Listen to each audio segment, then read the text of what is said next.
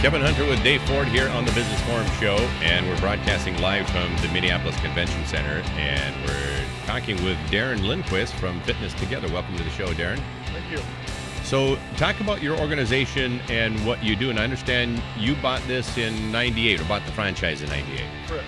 So talk really about what your business is and what you do. Yeah, what Fitness Together is, it's a national franchise where we specialize in personal training one-on-one. We also do small group training. Yep. All appointments, when a client comes in and works with us, is by appointment. Mm-hmm. So it's not an open gym membership per se. So there's a little different than the regular gyms out there, nowadays. So what made you decide to buy this franchise?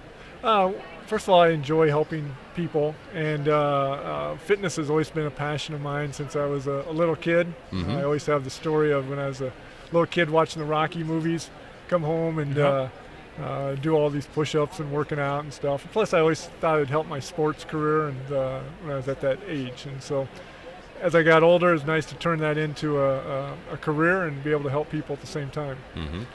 And then a lot of personal, as you mentioned, a lot of personal benefits that you get out of it. Oh yeah. I mean, not only to the fact that I enjoy exercising, but then to help people exercise and to see the quality of life, especially for an older adult population, improve is kind of neat to see. Well, there's a statistic that you're probably aware of, and in fact, this might be actually a little bit old. I think the number's actually gone up, but I have heard that 63% of Minnesotans are now in the overweight and or obese category. So what are some of the challenges that you're dealing with in terms of helping people understand why fitness is necessary? Because we do have a population that's getting bigger, not necessarily more fit. Right. You see that every day. In fact, if you look around here, you see the stats go by about, 7 people out of 10 here walk by are overweight. And, sure. I think in general, our society, we've gotten to the point where things are very, very convenient on a day-to-day basis. And I found over the years, too, that accountability is a big issue with a lot of our clientele. If they don't meet somebody and pay for it, they tend not to work out or exercise. Mm-hmm. And as I talk to a lot of my clientele, especially people that are starting up, is that it's an investment in yourself. Mm-hmm. So. Well, I find it really interesting that you say if the accountability is an issue, and if people don't have accountability, they tend to not do the things that they should do to take care of themselves. Does that sound like something completely brand new in business, no, Dave? Absolutely not. I mean, that's generally true just about in everything with business. Is even the business owners don't do what they're supposed to do unless something's holding them accountable. Generally speaking, you're back to people do to the level of what they have to do. Yep. And when being in shape, being healthy becomes a have to, people will do different. They'll do it differently. They'll behave differently. Mm-hmm. Somebody has a heart attack, that might be the wake-up call they need to get into shape. With some people, it might not. Mm-hmm. It's all about whether or not it's a have to. Mm-hmm. And until it becomes a have to, you're not going to do it. That's exactly right.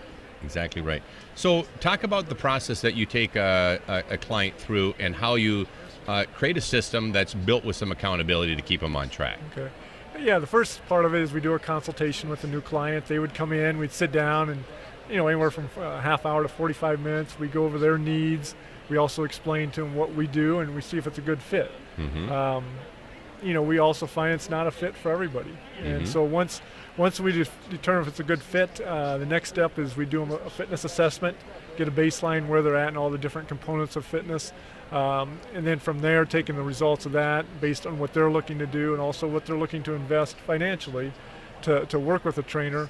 Then we whether it's once, twice a week, 3 times, or 4 times a week, we set them up on a program, and then they come on a weekly basis, and they pay on a monthly basis. Mm-hmm. So, and we always tell our clients a minimum of 3 months before you're going to start to see significant results. Mm-hmm. I mean, of course, in the first week you're going to see some differences, but we want to create a habit and be able to educate clients on doing things that down the road maybe they could do on their own too. Sure. So how much emphasis do you also put on the nutritional side, and talk to them a little bit about diet? The nutrition is, I find that actually people are pretty educated about nutrition, but they know what to do and all those things. But again, going back to the word accountability, do they do it? That's another story. And I tell clients we can't out-train a bad diet. It catches up with you sooner or later. So, we can make you healthier, but if you want to see the scale change, that nutrition part of it, you have to start, I call it eating a clean diet. I like that. You can't out-train a bad diet. That's a true statement for sure. I mean, most people know that eating, say, a Big Mac every day for dinner or lunch isn't very healthy. Mm-hmm. But they make a choice. They make a choice based on time that they have available, based on whether they're concerned about their health or not, to eat healthier. And there are options out there that you can eat a lot healthier for just about the same time frame. Mm-hmm. They just choose not to do it because it's not a have to. Any advice that you'd give to somebody who is thinking about starting a business like yours? I mean, what you've learned since having this franchise with 98, what advice would you give to somebody like yourself if you were starting this business again today? I would recommend that, obviously if you do have a passion for fitness or whatever your passion is to, if you want to take that a step further and make a career out of it, that's good. But I also caution too that, the technical side of it, you can be the best trainer in the world, but as any business, eventually you have to, hire the right people, that also have a passion for the same thing, because eventually you need to move on to the business side of it, which I also enjoy of running my own business. But it happens to be a business that I love, so it makes it easier. Do you find that the day-to-day things, as it pertains to the business, do you find that sometimes that those get to be a little overwhelming, given the fact that of course you like fitness and you enjoy that side of the business, but do you find the actual day-to-day tasks of running the business, does that ever feel overwhelming to you? Oh yeah, I mean, it definitely feels overwhelming. In fact, I've had to hire 4 trainers that work with me that now they do the majority of the training, and I'm kind of like the sub-in guy that will fill in when I need to, because for a business to work, you got to keep marketing it and bringing in new clientele and things like that. So even though I don't train as much, I'm still in the fitness component of it, but just more on the business side of it. Mm-hmm. So we were talking about some of the Minnesotans that we've seen going by here. So what would you say is an ideal client for your organization?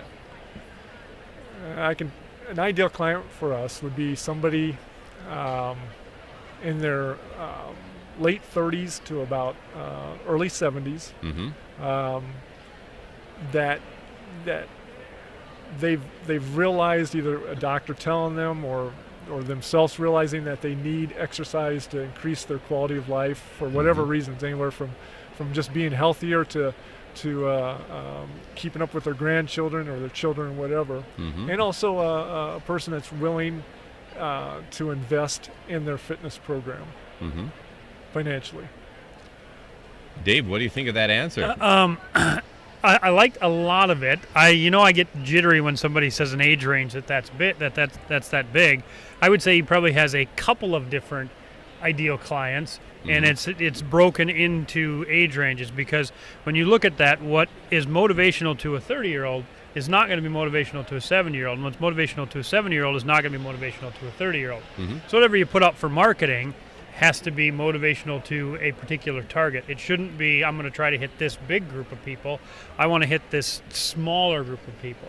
So he probably really has like 3 ideal target markets, and maybe it's a group of people that are in their 60s to 70s, and then maybe it's the 30s to 40s, and then maybe it's the group in the middle, and they all come to him for different reasons. Sure. The 30-year-old isn't going to come because he wants to keep up with the grandchildren. The 30-year-old is going to come because they can't keep up with their own kids.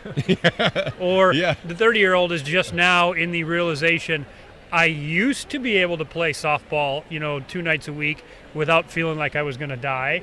Now I can't get up in the morning after I've done playing softball. So it's a whole different type of target market. So whenever they get that big with it, always want them to tighten up a little bit, be a little more specific, because the marketing isn't going to be the same. Yeah, and so but it's good that you have at least some idea of what that looks like, because I was trying to set you up a little bit by saying, look at all the people that have been going by. Who's the ideal client for you? And most people will say, well, everybody. Yeah, you didn't say that. Yes. So that's great. You obviously have some clue as to who's a good fit for your organization, and that's a good thing. Kevin Hunter with Dave Ford here on the Business Forum Show. We're chatting with Deron Lindquist from Fitness Together, and you can find him on the web at fitnesstogether.com/Edina. Again, that's fitnesstogether.com/Edina. We're chatting with Deron Lindquist from Fitness Together, and you can call their office 952-927-0300. Again, 952-927-0300. Kevin Hunter with Dave Ford on the Business Forum Show. Thanks for listening.